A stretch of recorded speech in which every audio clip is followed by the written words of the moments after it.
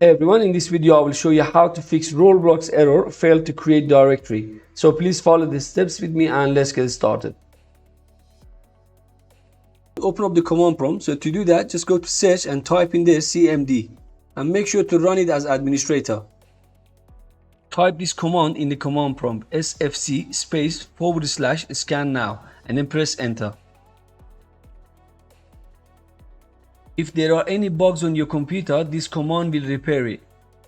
Open up your search bar and type in there %local app data % and hit enter.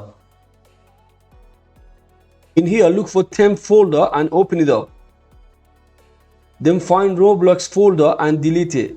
You don't need to worry, it's not going to affect your account or games.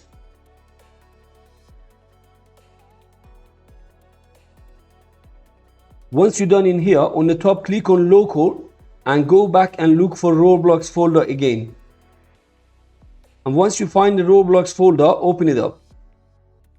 Now over here, we need to create a folder and make sure to call it downloads. And once you're done, click on versions folder to open it up. Open up versions folder again. And at the bottom in here, right click on Rroblox player beta and select properties. On the top, click on compatibility and make sure to check this one, disable full screen optimization, and run this program as administrator. Once you're done, click on apply and OK. You can follow the same process for this one, Rroblox player launcher. So right click on it, go to properties, and then on the top click on compatibility.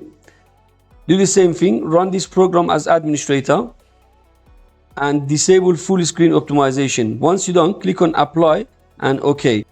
Hope this video helped, and if there is any questions, please let me know in the comments below.